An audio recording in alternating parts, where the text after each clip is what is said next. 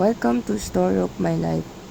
My name is Hershime C. De La Cruz, and my life is a story filled with experiences that shape who I am today.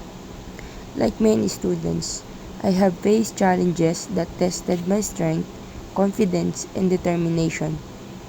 These experiences helped me grow, learn important life lessons, and understand myself better as a person. My name is Hershime De La Cruz, and I was born on October 22, 2009.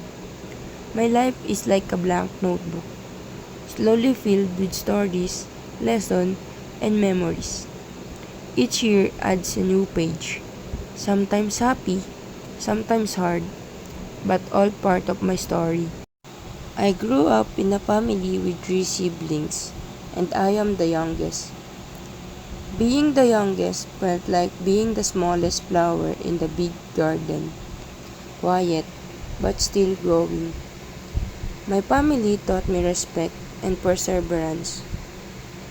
Their love and guidance helped me when I felt unsure or afraid.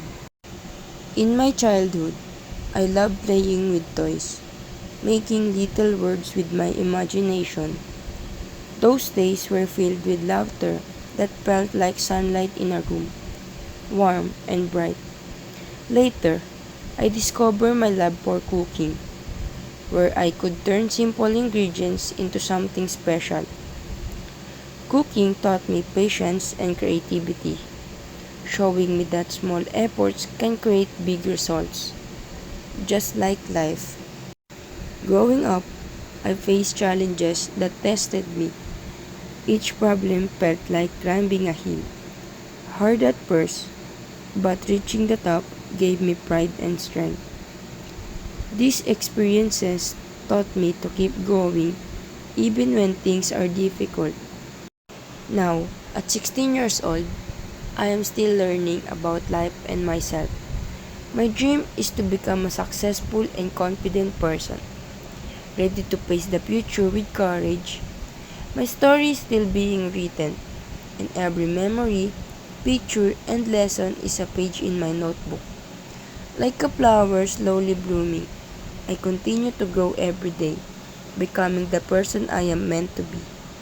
I have learned that life is not always easy, but every challenge teaches me something valuable. I know that mistakes are not failures, but lessons in disguise. I hope that as I grow older, I can use what I have learned to help others, make my family proud, and live a life full of meaning and happiness.